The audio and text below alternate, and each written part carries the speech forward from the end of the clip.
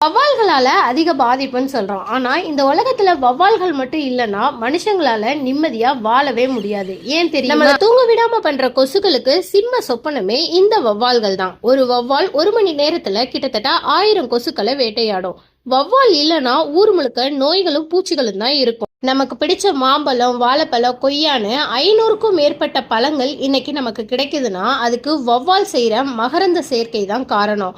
வவ்வால்கள் இல்லைன்னா விவசாயம் மொத்தமா முடங்கி போயிடும், சாப்பாட்டுக்கே தட்டுப்பாடு ஏற்படும். அடர்ந்த காடுகள் உருவாகிறதுல வவ்வால்களோட பங்கு ரொம்ப முக்கியம். பழங்களை சாப்பிட்டு இவ தூரமா போடுற எச்சம் மூலமா தான் வருஷத்துக்கு லட்சக்கணக்கான புதிய மரங்கள் வளருது. சுருக்கமா சொன்னா வவ்வால்கள் இல்லைன்னா ஊர் முழுக்க நோய்கள் பரவும், விவசாயம் பாதிக்கும், உணவு தட்டுப்பாடு, பொருளாதாரம் கூட பாதிக்கும். எல்லாத்துக்கும் மேல காடுகளே இல்லாம போகும். வைரஸ் பரவும்னு வவ்வால்களை பார்த்து பயப்படாம அவங்கள அழிச்சு அவங்க எல்லைக்குள்ள போகாம அவங்கள வாழ விட்டா நமக்கும் நம்ம பூமிக்கும் ரொம்பவே நல்லது.